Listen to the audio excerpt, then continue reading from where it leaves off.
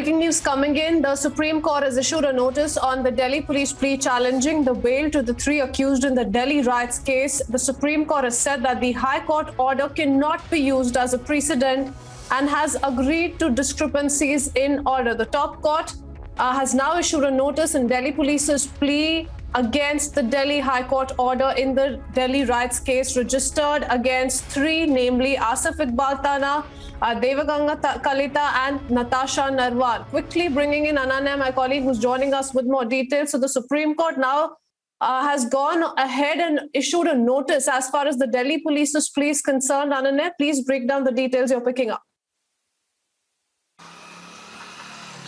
Well, yes, the Supreme Court today has sought response from the accused side on the plea by the Delhi police challenging the bail granted to these three people, Devangana Kalita, Natasha Narwal and Asif Iqbal Tanha in the Delhi riots case. Clearly, the court, while the matter was being heard, said that the way in which the UAPA Act has been interpreted, in this case, is a matter of concern and hence requires a detailed hearing, following which the court has issued notice.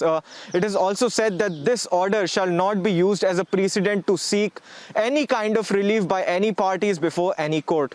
However, but it has not stated the bail granted to these three people, but this is a very big relief to the central government, because if I remind you that the Delhi High Court had clearly stated that the UAPA is not maintainable on these three people, and it has also gave some grave and bigger details on the implementation of UAPA. However, now the Supreme Court has kind of asked not to use this order for seeking any kind of relief.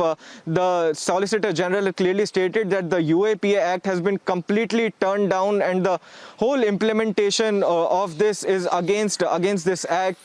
The state had also argued that this order should be stayed. However, the Supreme Court has refused to grant any stay on this order, but it is a big relief for the central government somehow that the operation of this order has been asked not to use. It has not been. It is asked by the Supreme Court that this order shall not be used by any court and by any parties to seek any kind of relief until the next date of hearing. Back to you.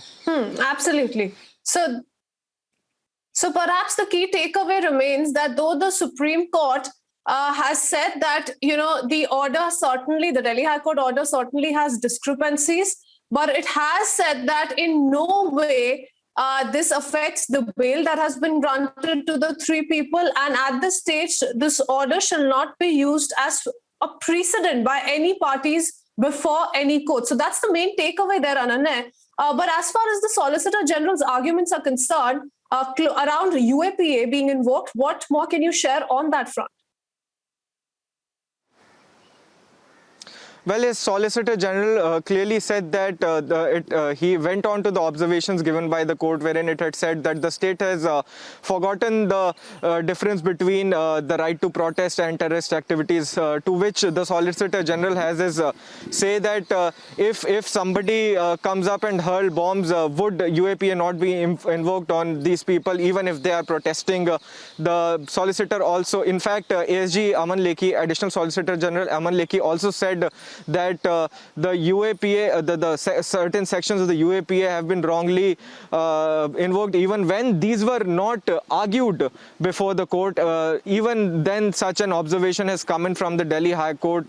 A lot was said by the Solicitor General, saying that this has completely turned away the UAPA Act, the implementation of this Act. You remember that how grave a UAPA offence is. It's usually used on terror accused, and somehow this the ASG and the SG has clearly stated that somehow this order can affect a lot of other cases. It is ex facie perverse, and is no way in a good. Ananya, at this point in time, that this is an important issue and can have pan-India ramifications, is why a notice has been issued in this particular case.